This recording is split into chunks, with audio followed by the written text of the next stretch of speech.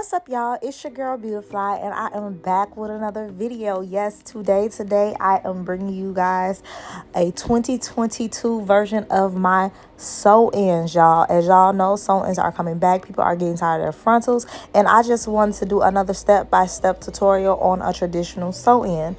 So before we get into this video, make sure you guys like, comment, and subscribe. Be sure to hit that bell so you'll be notified every time your girl posts a video. And let's go ahead and get into it.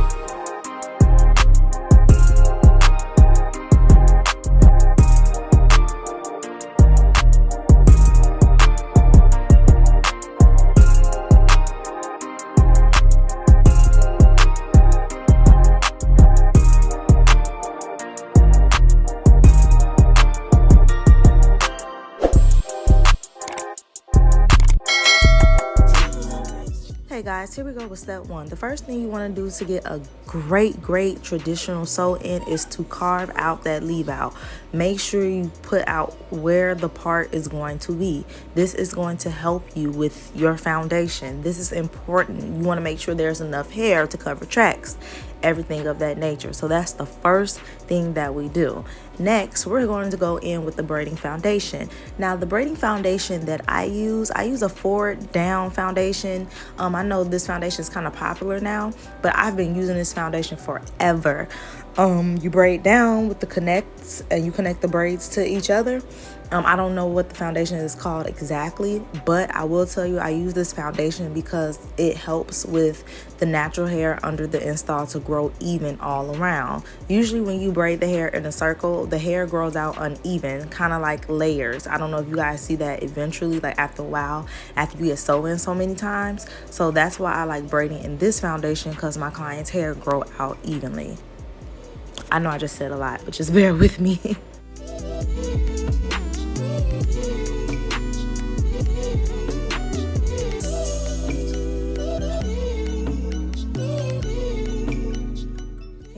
This braid pattern, you just want to follow the shape of the head. So it's not that technical like as two circles or all those other braid patterns. With these, you can just follow the shape of the head and just go right around. Now when you're pulling up the braid, don't pull too tight, because you want to refrain from causing tension on your client's head. You can pull softly and just slightly tuck the braid into the braid that you're braiding, so it will just be together. And make sure you tuck it close so you can have a close foundation. So guys, this is what your foundation should look like eventually. So now we're going to go ahead and get this needle to thread the last braid that's hanging, and I'm going to show you guys how to lock the thread in the hair before you get to sewing. My teacher from hair school used to call it a lock stitch, I believe, but this secures the needle and the thread in the hair. So as you see, I'm looping the needle through the thread, like splitting it open in two, and then just pulling it whole, and that locks the thread into the hair. So guys, once you got that thread needle locked in the hair, you could go ahead and start sewing that braid down. As you guys can see, I'm sewing the braid straight across because I like to use that braid as like an anchor braid for less tension in the back of the head. So that's what I do. Also, I just cut off the excess braiding hair that I have from that braid. Guys, I did use braiding hair in her braids. I use braiding hair because, one, it gives you a long-lasting sew-in. Like, you could wear sew up to 2.5 months with braids. But if you don't have weave in your hair, braiding hair in your hair under your sewing, it will not last. Trust me, it won't.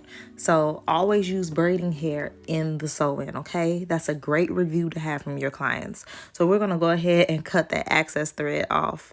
And then next is step 4, and we'll be sewing on the net. Okay guys, the next step, we are putting on the net. And a lot of people ask me, what is the purpose of the net? Like, Rachel, why are you so big on using the net when you're doing a sew-in? Guys, I believe in doing a net because a net protects your hair. So basically how I do my sew-ins, like, I don't sew through the braid completely. When I start putting the tracks in, yes, I'm sewing through the braid a little and then the net. But once that track gets secured on those braids, I sew on the net, if that makes sense. So like my needle and thread is not going all the way through the braid, it's going on the net. So that helps with the hair growing. It prevents a lot of shedding when they take their hair down.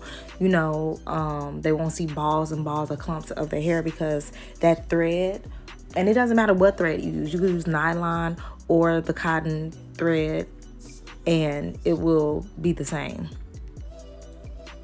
Nylon or regular thread, it will be the same. You will have a lot of shedding if you do not use a net on the hair.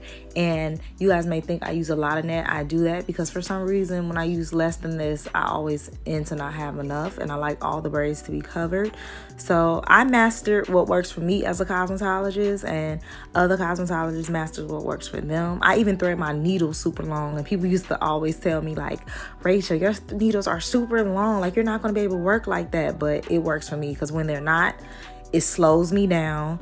And when they're super long, you know, it takes me a good while to run out of thread. So yeah, I know I sound like I'm rambling, but this is my specialty, y'all, and I love doing sew-ins. So right now I'm just sewing down a net, and as y'all can see, that net is pretty flat. Wait till the cut off of the extra, period.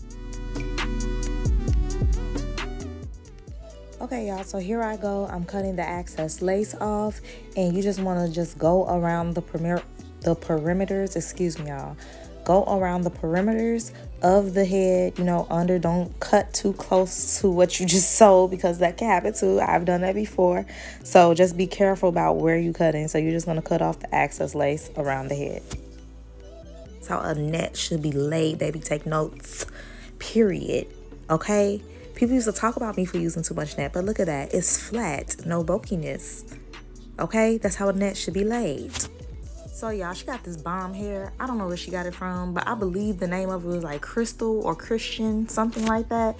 But I just know she got like a deep wave, and it was fire, period. Look at her talking mess because she knew she was about to be fire, laid and slayed, okay? So she's working with a 2022 and a 24 today. So let's go ahead and get this hair installed. Okay guys, now I'm going in. As you guys can see, I'm locking that thread through again, and then I'm going to push my needle through the track. Now a lot of people always ask me, why do I double my wefts? Guys, I double my wefts for the fullness of the sew-in. Most people like all their hair in their head. I don't know about y'all, but I like all my bundles in my head when I'm getting sew-in. So this is the best way to get that, is to double the wefts. And I do not cut my wefts, y'all. I'm sorry. That is not me. So I can also show you guys how to properly do a full tutorial on how to fold your wefts at the corner so you do not have to cut these wefts, y'all. People pay too much money, have their wefts cut, period. I always sew under the braids. This helps with flatness. This also helps if your client wants to put their sewing in a ponytail. The braids won't show underneath. So always sew under the braid for flatness. And if your client wants to eventually like put their hair in a ponytail when they go to the gym or something like that, the braid won't show underneath.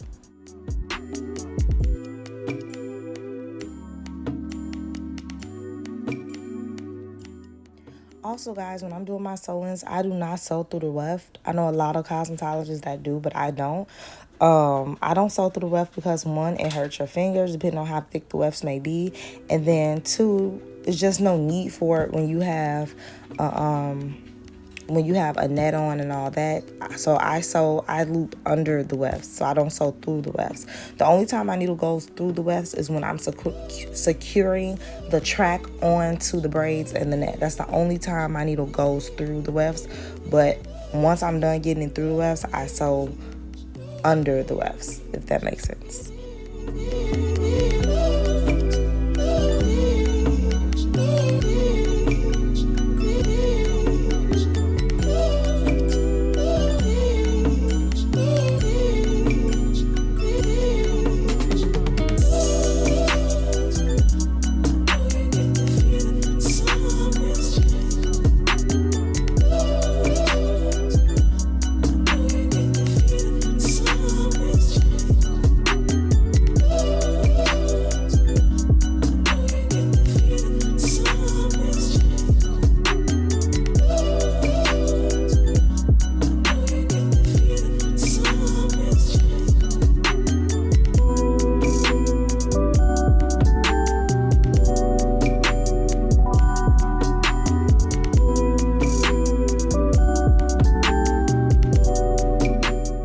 Also, guys, I know you guys see me patting her head a lot. That's because I'm patting it for flatness. I always do that a lot, just in case if I need to go back through, just in case if I feel some lumps. I always do the pat test. That's what I call it, the pat test, to make sure that it's flat. So as you guys can see now, I'm just taking the track around the head.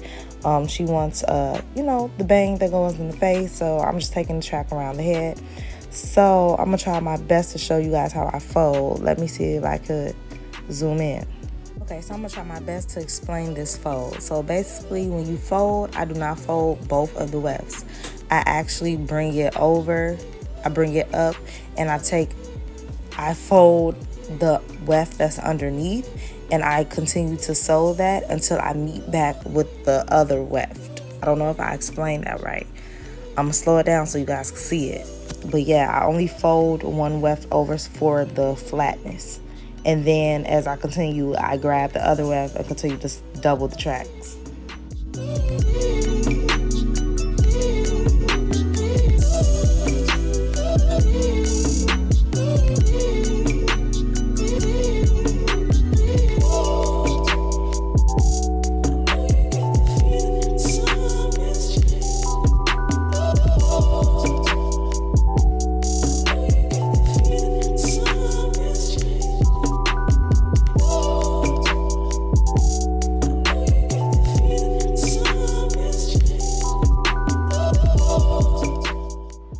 Y'all, okay, here I go again, slowing down to show you guys how I secure my needle when I run out of thread. So once again, I'm gonna push that needle through there. As you guys can see, I'm pushing it through, pulling it, and then you're just gonna take that needle, split that thread open, split it open, and then you're gonna take that needle through that thread and pull it. And that secures the needle in place, and then you can start sewing again.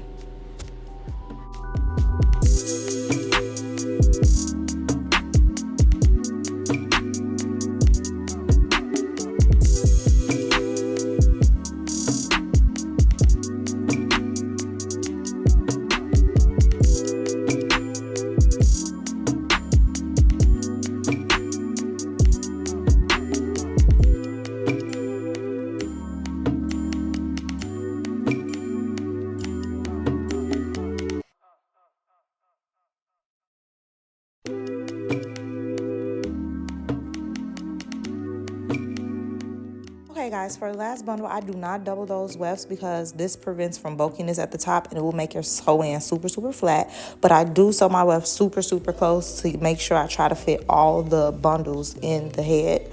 So as you guys can see, my wefts is not doubled at the track. So every time once I get to that third bundle, or even if I get to a fourth bundle, I do not double those tracks at the top.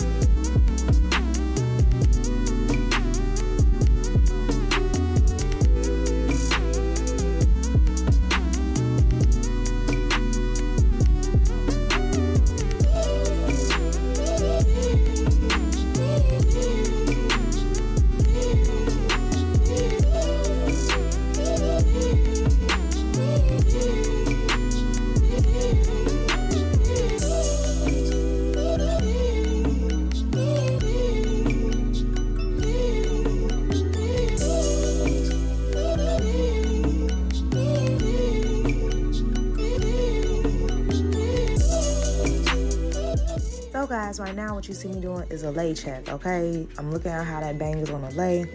You know exactly how she wanted, you know what I mean? So you always want to do that as well to make sure those tracks are laying exactly how your client desires her tracks to lay, okay?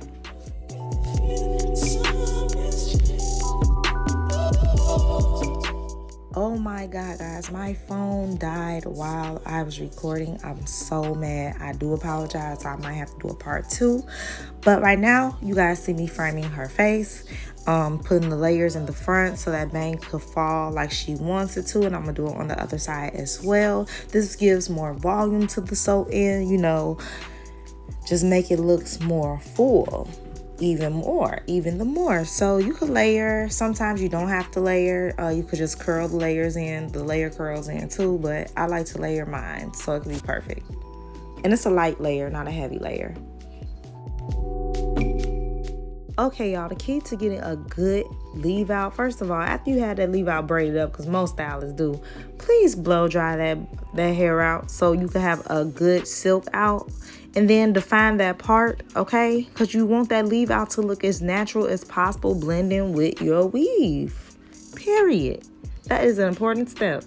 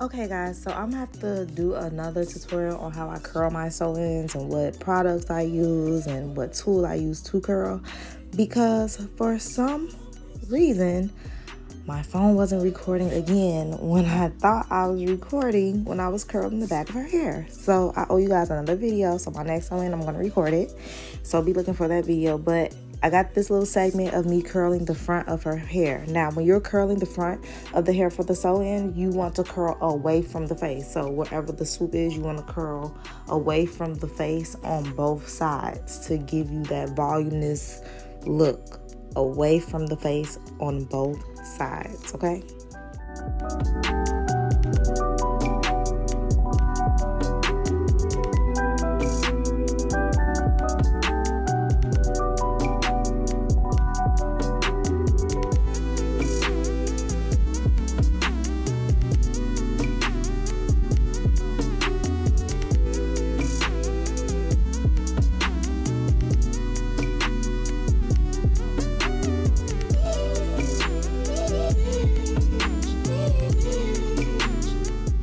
Okay guys, so the brand of the curling iron that I'm using is called Baby Bliss 1, 2. I know it's spelled BABLISS.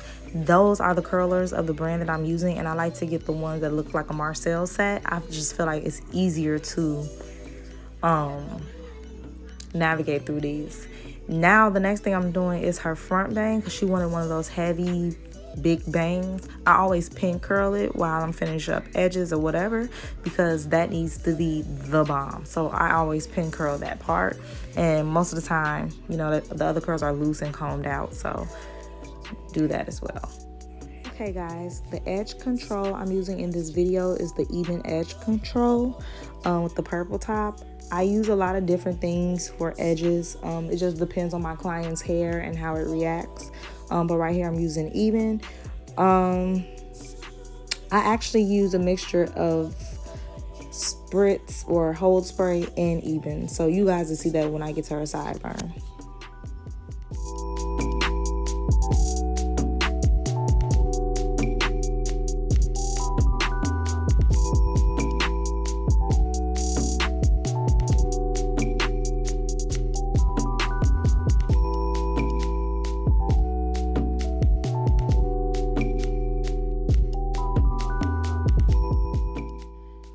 Y'all, for the sideburn, I used spritz first, and then I went back over it with the edge control. It just gives it a more shinier look. It's not hard and dry.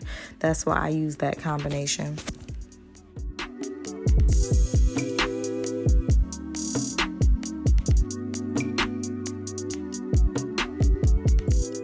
Okay, y'all, let's get into this comb out. We're about to comb out these curls. Now, the technique to a comb out, guys, is to keep combing it until you get the desired look that you're looking for. And on the sides, you comb away from the face to get the feathered, you know, big volume look, fluffy curl look. You just keep combing it and shaping it until you get the style you want. As you can see, I'm combing it backwards and then I'm pushing it forward. I'm shaping those curls. I'm just not combing them straight down. I'm combing the curls in the direction I want them to fall.